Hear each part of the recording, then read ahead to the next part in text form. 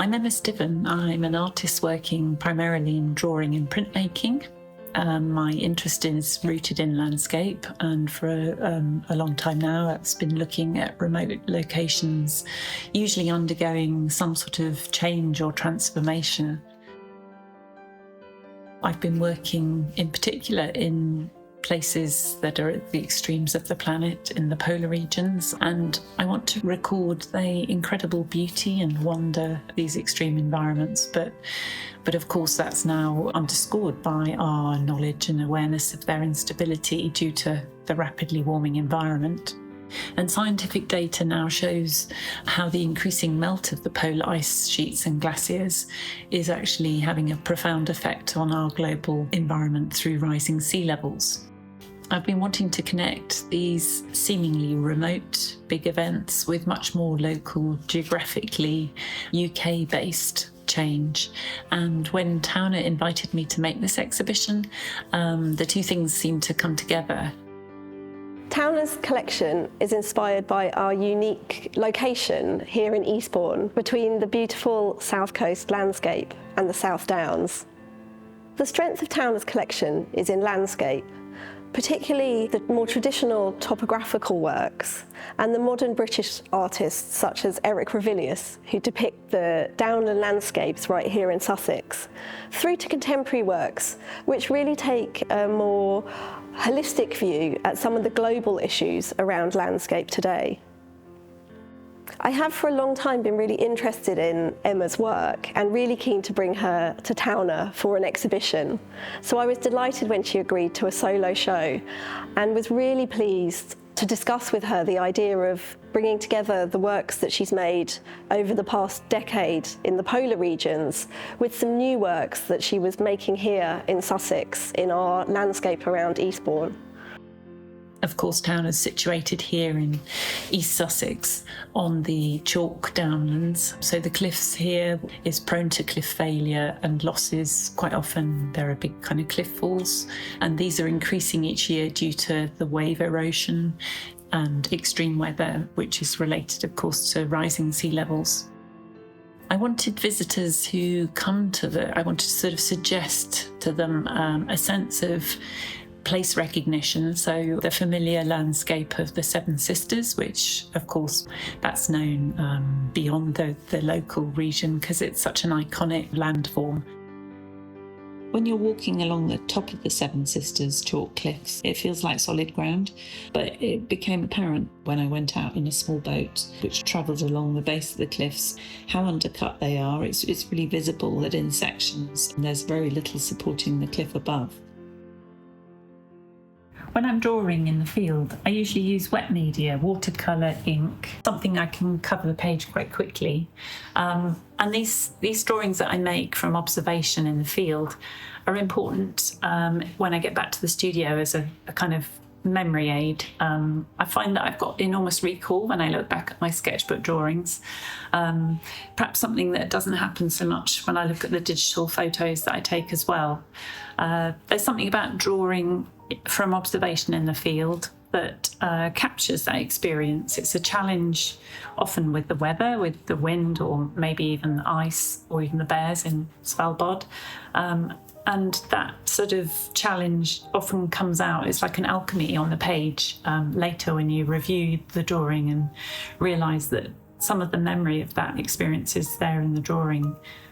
For this project, I undertook 2 periods of fieldwork, one in the high Arctic. I travelled on a wooden barkentine ship with some other artists and writers from northern Norway up to Svalbard with the Arctic Circle, and the other period of research I went down to Antarctica and went to the Weddell Sea to see the sea ice and tabular bergs.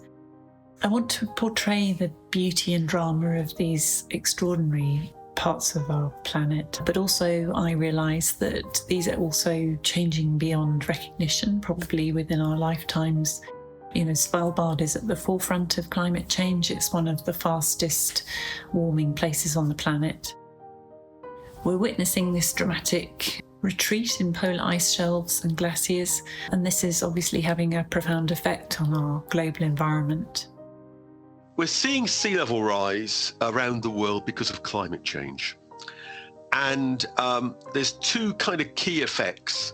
One, when the world warms, water expands, and so you kind of get this thermal expansion effect. But the other one is the melting of land-based ice. And the major source of ice is Greenland. The Greenland ice sheet's equivalent to about 7 meters of sea level rise if it all melted. And Antarctica, which is equivalent to about 70 meters of sea level rise if it all melted. Any loss of the polar ice sheets actually causes a global rise in sea level. Coastal erosion is also exacerbated by sea level rise. Now, coastal erosion is different to flooding. That's the removal of of sediment. It's changing the shape of the coast, if you like, and be it cliff erosion or beach erosion. But as sea levels rise, waves are less dissipated, and because waves are dissipated by water depth, so the water depth increases, and so more wave energy is dissipated at the coast, and that means you get accelerated erosion of the coast. So those are maybe two of the big effects of sea level rise on the coast.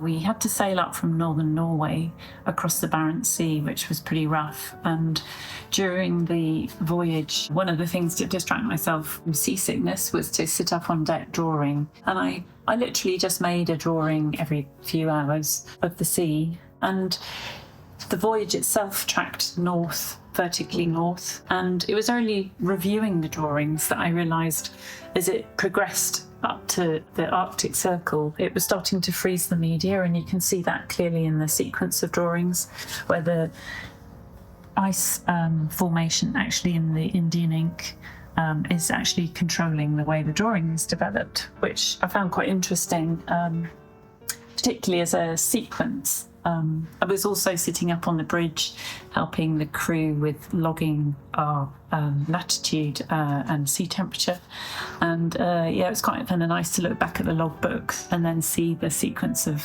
what's happened here in the drawings actually tallies with the latitude of the book. I love the directness of drawing, that you could literally pick up the material and start drawing with it. Of course, Sussex is a chalk coastline, and that seemed really a natural thing to draw with the chalk. As part of the exhibition, I decided to use locally found chalk to make a series of drawings. This one is a crevice of chalk which is along the Beachy Head stretch and probably going to be collapsing into the sea fairly soon. It seems kind of relevant to use something that's very fragile and elusive like the chalk, which you could literally wipe away with your hand, to draw the subject that perhaps is also equally friable and likely to collapse. This drawing shows the landfall that happened earlier this year underneath the cafe at Berlin Gap.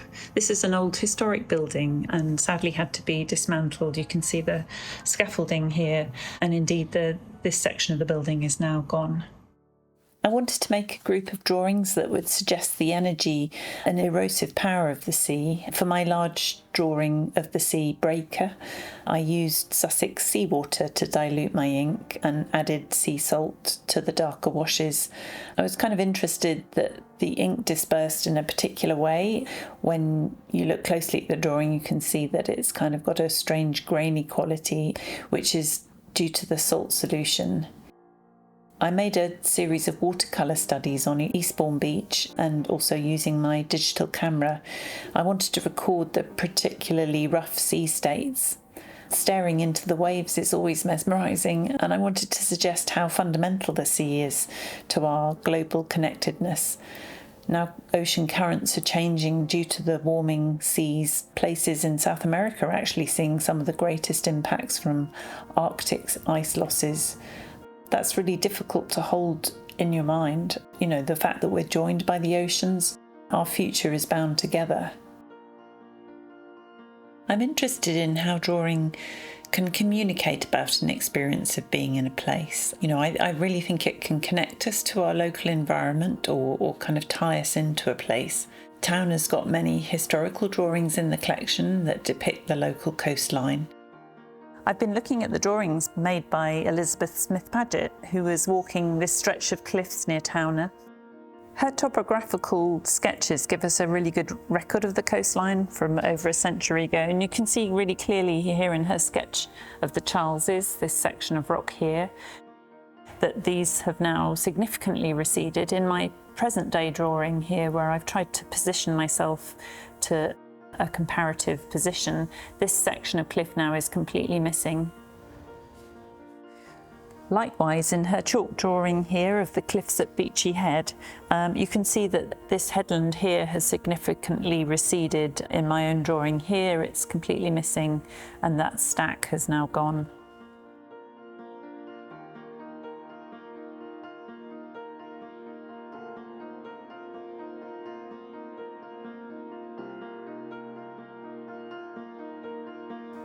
Similarly, I've been looking at historic postcards, and these have been taken over the last century, revealing large losses of the coastline. And if we look here at this 1960s postcard of Berlin Gap, you can clearly see the 8 coastguard cottages here, and of course only 4 of those cottages now remain. They've been demolished before they fell into the sea. This gives a really good indication of the massive loss of cliff that's happened over the last half century.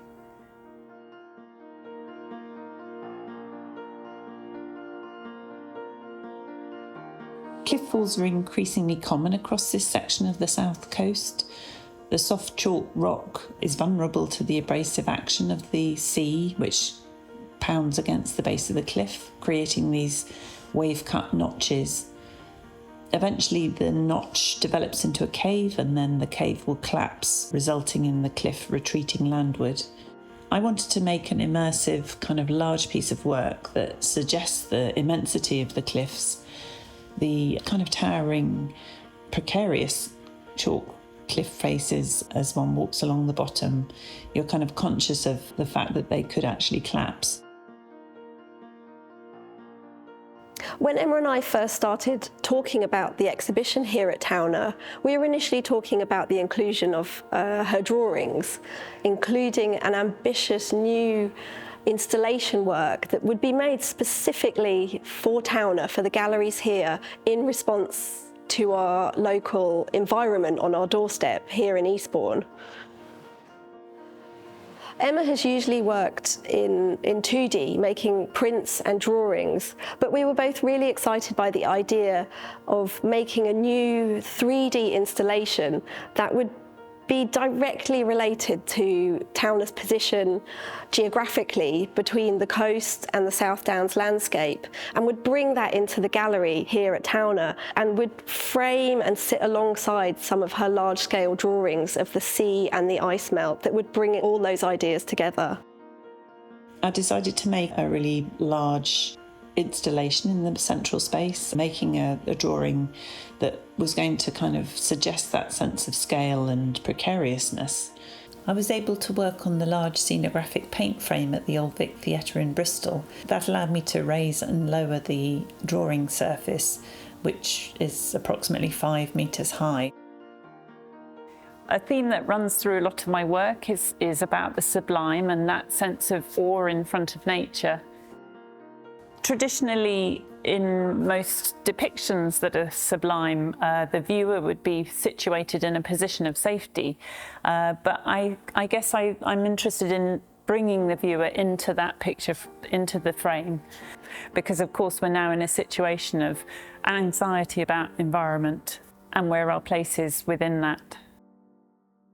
Looking at Emma's work, I mean, it is really awe-inspiring. It is incredibly beautiful, but it also makes me a little bit afraid as well, because it just reminds me about what human beings can do to the landscape. On the one hand, you might think that, you know, compared to these enormous areas of polar regions that Emma captures, you might think, what on earth could, you know, tiny human beings do to affect that?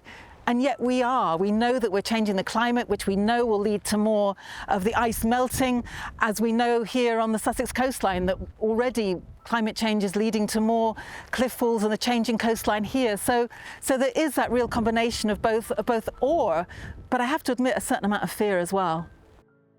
In this area, in Pevensey Bay and in Eastbourne, in the 1990s there was extensive flooding, particularly to the Pevensey area. And in response, we implemented a 25-year contract to protect the beach. Present day now, there's over 1,000 homes and businesses at risk from coastal flooding. As we look forwards to 21-25, that number of properties potentially at risk goes up to over 18,000. There are three main phases when we're looking at making communities resilient to coastal flood risk in Pevensey Bay and Eastbourne. The first is referred to as the interim project, which looks at the extremely short-term approach to protection, and that's managing beaches in a very similar way to we do now. The second is referred to as the phase one, which looks at the first 10 years up to 2040 approximately. The third main stage is the strategic planning, the long-term vision, and that looks out to 21-25.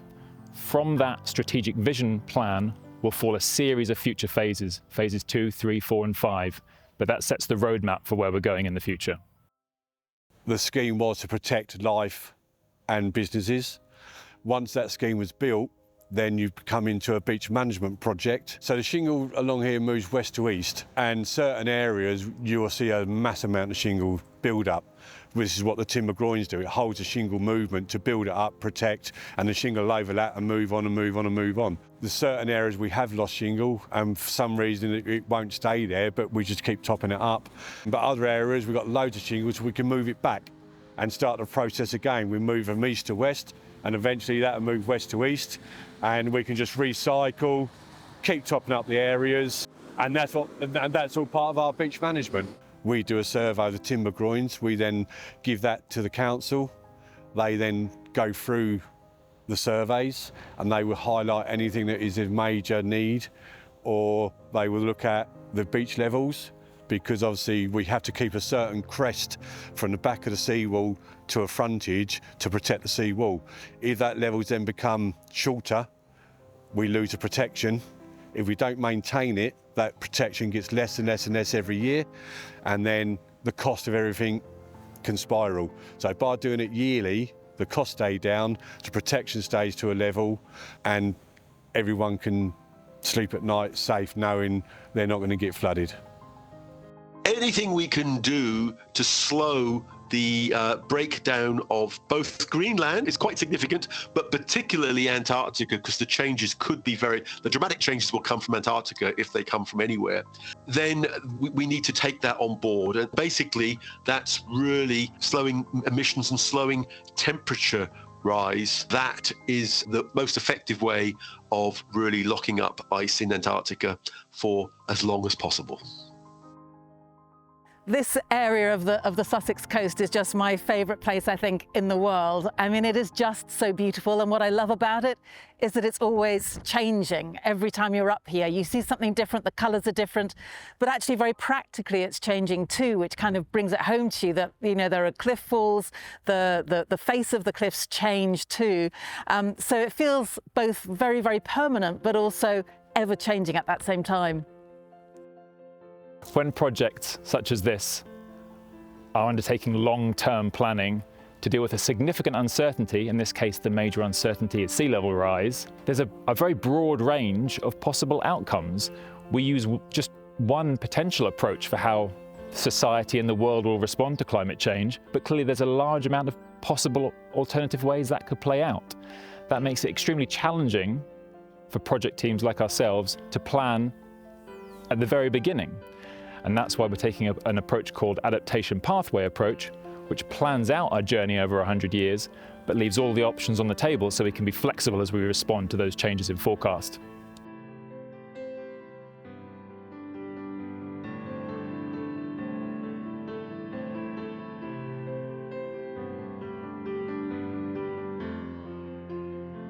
I'm increasingly conscious that we're living through unprecedented times now, and I feel a sense of urgency as an artist to record through my drawing what I'm witnessing of the impact of climate change on landscape.